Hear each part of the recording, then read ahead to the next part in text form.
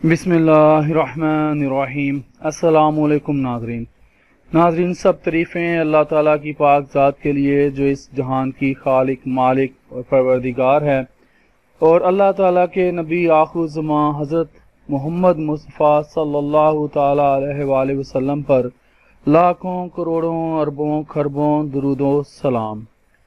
ناظرین، ہمارا یہ سلسلہ تھوڑی دیر کے لیے رک گیا تھا لیگل ڈرافٹنگ کا، کیونکہ میں نے آپ لوگوں کے ساتھ ہائی کورٹ کے جو متعلق تھوڑی سی انفارمیشن تھی وہ شیئر کرنا شروع کر دی تھی۔ تو یہ اب آج ہم لوگ لیگل ڈرافٹنگ، جس کو قانونی دستاویز نویسی کہتے ہیں، اس کا حصہ پنجم پارٹ 5 یہ اس ویڈیو میں شروع کریں گے۔ تو چلتے ہیں اگلی سلائیڈ پر۔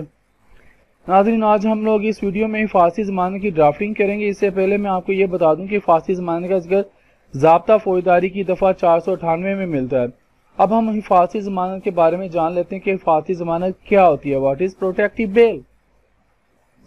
حفاظتی ضمانت وہ ضمانت ہوتی ہے جب ملزم کو خطرہ ہو کہ وہ گرفتار کر لیا جائے گا اس عدالت سے جس کو اس کے گرفتار کرنے کا اختیار حاصل نہیں ہے۔ مثلا ایک شخص کے خلاف ایک مقدمہ چلتا ہے اسلام آباد میں اور وہ شخص رہتا ہے لاہور میں، تو وہ لاہور کی کورٹ میں حفاظتی ضمانت کی درخواست دے سکتا ہے اور یہ ضمانت حفاظتی ضمانت کہلاتی ہے۔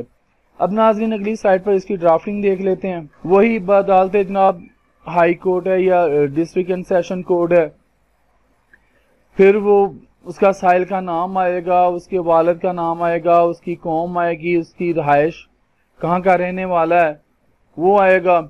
پھر آپ کو پتہ ہی ہے کہ یہ بنام سرکار ہی ہوتے ہیں۔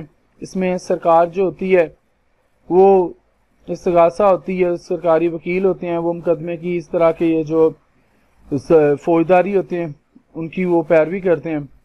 مقدمہ نمبر میں آپ نے ایف آئی آر کا جو جس طرح وہ کاٹے کی جو نمبر ہو، جو آپ کو انفارمیشن ملی ہو، وہ آپ نے لکھنی ہے۔ پھر تاریخ لکھنی ہے، پھر جرم جو جس میں دفعات لگائی گئی ہیں پاکستان پینل کوڈ کے حوالے سے، تھانہ لکھنا ہے، پھر ضلع لکھنا ہے جہاں پہ وہ مقدمہ درج ہوا ہے، جو ایف آئی آر کاٹی گئی ہے اس ضلع کا نام ہوگا۔ درخواست برائے حفاظتی ضمانت جناب اعلیٰ سائل حسب ذیل عرض پرداز ہے۔ اب اس کی گراؤنڈز بنا رہے ہیں، پھر اس میں آخر میں ہم لوگ وہ پریئر مانگیں گے۔ اب گراؤنڈز چلتے جا رہے ہیں، اس کو ڈسکس کریں گے۔ نمبر یہ کہ اس سے قبل کسی مجاز عدالت میں کوئی درخواست ضمانت دائر نہ کی گئی ہے۔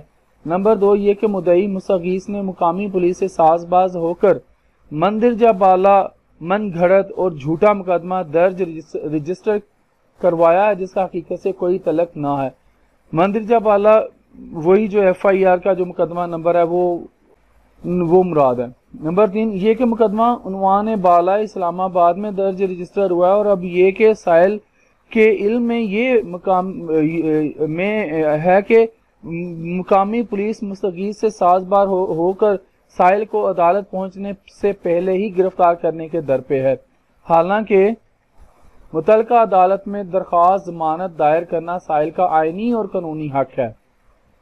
نمبر 4 یہ کہ بدیں وجہ سائل عدالت آن جناب میں درخواست برائے حفاظتی ضمانت دائر کر رہا ہے تاکہ سائل درخواست حفاظتی ضمانت منظور ہونے کے بعد متعلقہ عدالت میں پیش ہو سکے۔ ناظرین، آپ کو پتہ چلتا ہی جائے گا۔ اب ہم لوگ پریس کی طرف آگے ہیں۔ 5ویں نمبر پر یہ کہ درخواست سزا کی منظوری کے عدالت حضور کو وسیع اختیارات حاصل ہیں۔ نمبر 6 یہ کہ بتائی درخواست بیان حلفی اس درخواست کے ساتھ لف ہے۔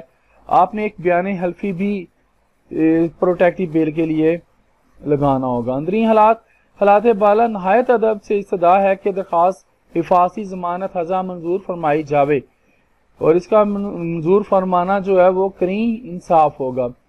پھر وہ جس طریقے کو آپ یہ درخواست دے رہے ہیں وہاں پہ سائن کریں گے، عرض کرے گا سائل، وہ اپنا نام لکھ دے گا سائل کی طرف سے، اگر کونسل کی طرف سے ہے، وکیل کی طرف سے ہے تو وکیل کی پوری اس کی ڈیزگنیشن، وکیل جو اس کی ڈیزگنیشن ہے وہ بیان کی جائے گی، وہ یہ بذریعہ کونسل ہو تو اب تک کے لیے اتنا ہی۔ زندہ رہے تو پھر انشاءاللہ اگلی ویڈیوز میں ملیں گے۔ اجازت دیجیے، اللہ حافظ۔